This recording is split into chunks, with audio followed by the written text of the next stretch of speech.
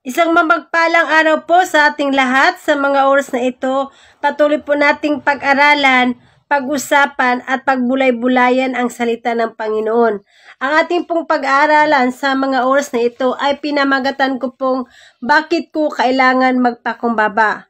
Ang katuruan pong ito ay may tatlong bahagi na ating tatalakayin. Una po, kapintasan ng taong mayabang. Pangalawa, ang wakas ng taong mayabang. Pangatlo, ang gantimpala ng taong mapagpakumbaba. So, tungkol po sa kataasan at kababaang loob ang ating pag-aralan ngayon, kapatid, at ating hilingin sa Panginoon na makita natin kung saan tayo naging mayabang at baguhin ang ating ginagawa. Nalangin po muna tayo. Father God, in the mighty name of Jesus, Panginoon, sa mga oras na ito, ipakita mo sa amin ang aming mga kamalian at kasalanan. Kung paano po kami naging mayabang at naging mapagmataas sa aming mga sarili. At hayaan mo, Panginoon, na tulungan mo kami at baguhin mo kami na maging mapagkumbaba sa aming mga sarili at baguhin mo ang aming puso't isipan. At sa mga oras na ito, Panginoon, patuloy po naming inaangkin at inaamin sa aming mga sarili. Anumang meron kami mula ulo hanggang talampakan, ang lahat ng ito ay galing sa iyo. At kailanman wala kaming pwedeng ipagmalaki sa iyo, Panginoon. In the mighty name of Jesus. In Jesus' name we pray. Amen. Amen. Okay po, kapatid, ang ating pong key verse, kapatid, ay makikita nyo po at mababasa nyo po sa Pilipos 2 verse 3. Sabi po dito, huwag kang gagawa na anumang bagay dahil lamang sa hangad mong maging matanyag. Bagus magpakababa ka at huwag mong ipagpalagay na ikaw ay mas mabuti kaysa sa iba.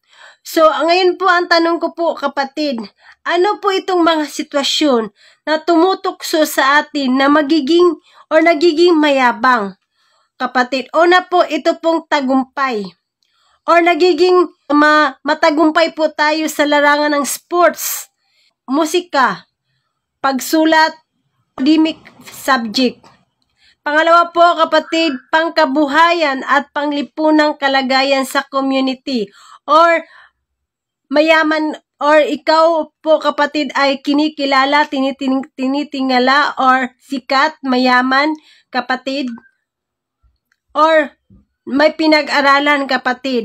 Pangatlo po, kapatid, is kagandahan o kagwapuhan, kapatid. Pang-apat, posisyon. Posisyon, pagiging opisyal sa klase or ng isang organisasyon. Panglima, pagpupuri ng iba. Pagpuna at pagtama ng mga magulang, guro at kaibigan at iba pa ang pang-anim. So ito po yung mga bagay na nagagawa natin na kailangan nating humingi ng tawad sa Panginoon. Paggawa ng kamalian na dapat nating ihingi ng tawad.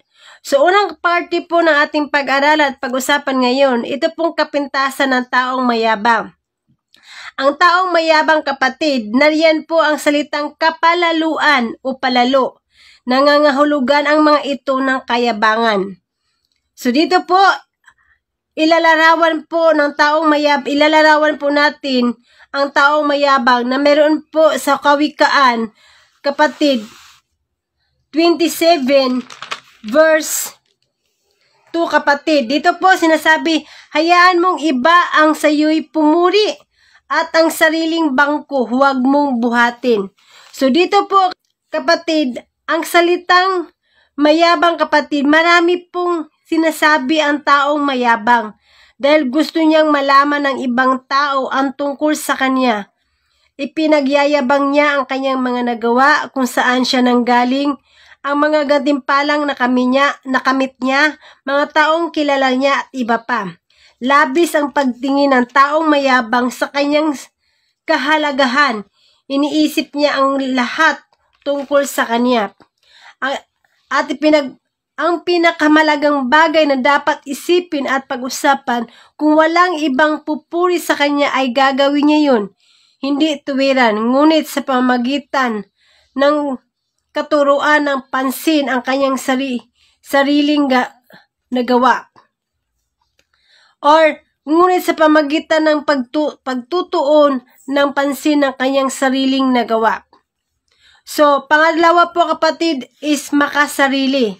Makasarili po kapatid, makikita po natin at mababasa po natin sa Kawikaan 21 verse 24. Ang taong makasarili ay palalo at mapang-api. So, makasarili po kapatid. Makasarili, ibig sabihin kapatid is nangangahulugan ito na hindi mo isinasalang-alang ang ibang tao. Natural na resulta ito ng pag-iisip na napakagaling mo. Mababa ang pagpapahalaga ng taong mayabang sa iba. Malimit niyang minamaliit o nililibak sila. Wala siyang pakialam sa kanila at sa kanilang kabutihan. Wala siyang pakialam anumang mangyari sa kanila. So makikita din po natin dito is mapang-api. So pang-apat po kapatid, hindi tumatanggap ng pagwawasto at hindi humihingi ng payo.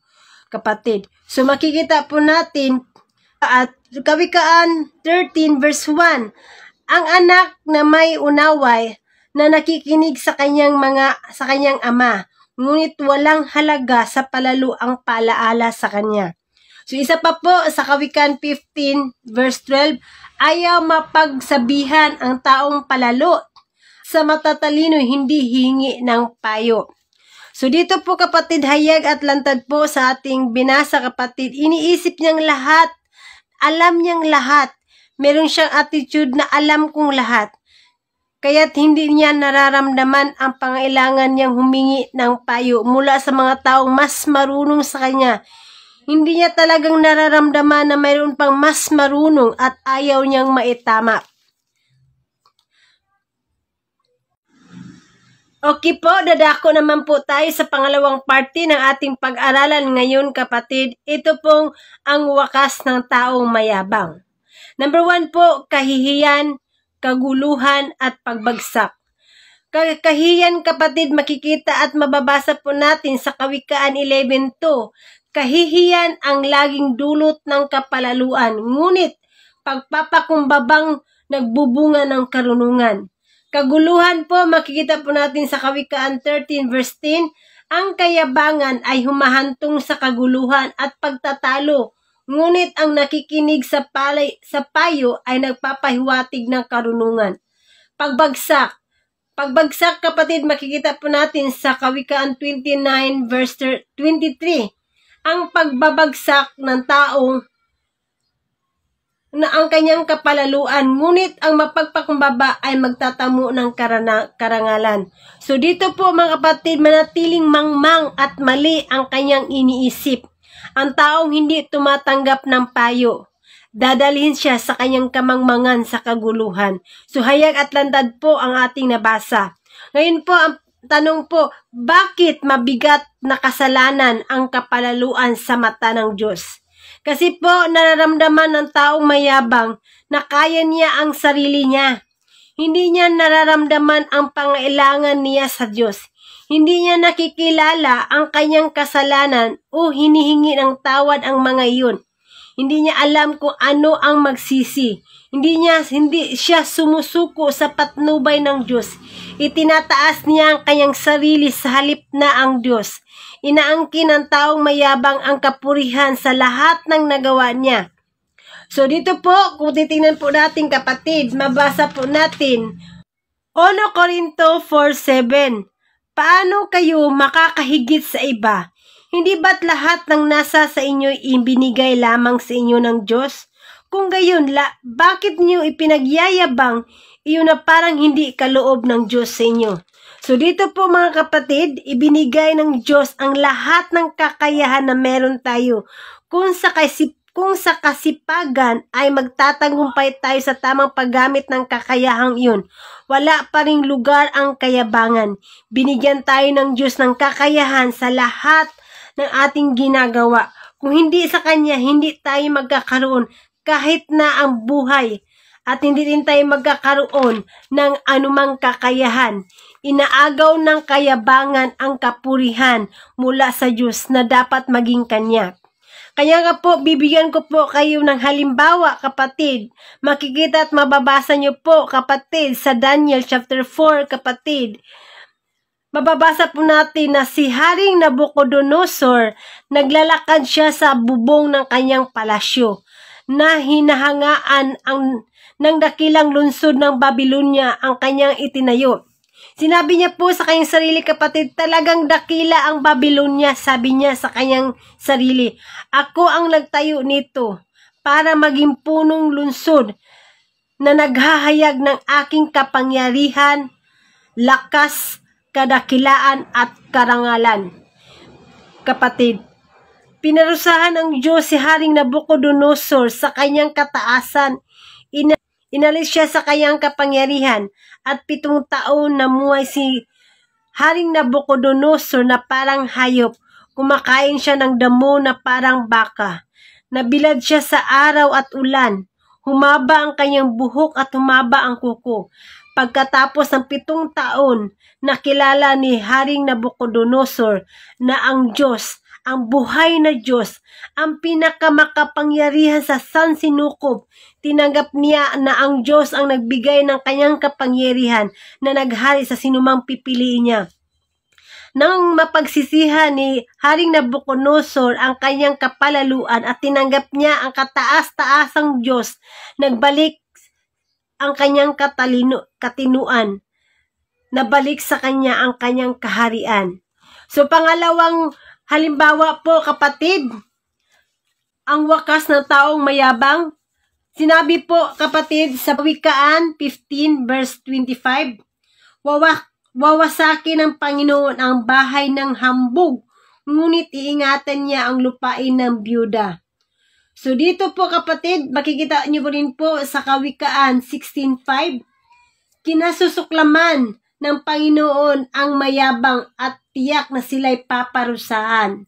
So, ano po ba ang daranasin, kapatid, ng mga taong mataas sa kanilang sarili, kapatid? Sila ay kinasusuklaman, kapatid, at paparusahan ng Panginoon.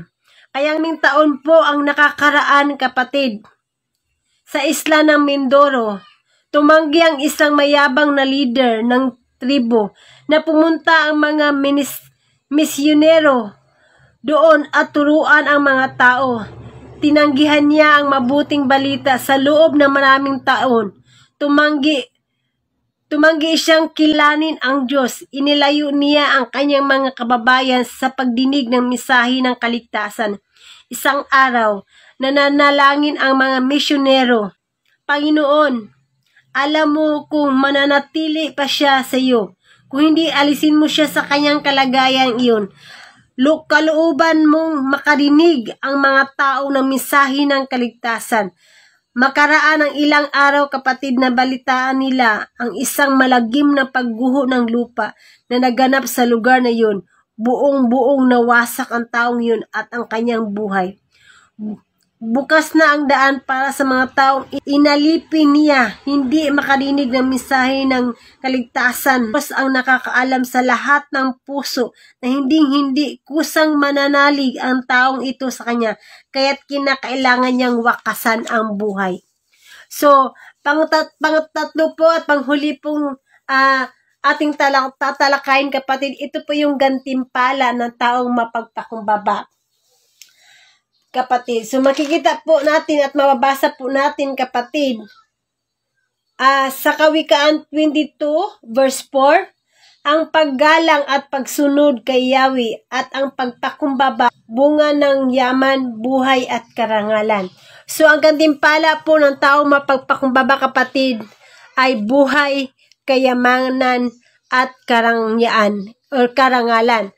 Buhay, kayamanan, karangyaan, kapatid. So, always po nating alalahanin, kapatid, as a conclusion po, ang Panginoong Hesus po ang ating halimbawa ng kababaang loob. Tinalikuran niya ang lahat ng kadakilaan at kaluwalhatian ng langit para maging tagapaglingkod.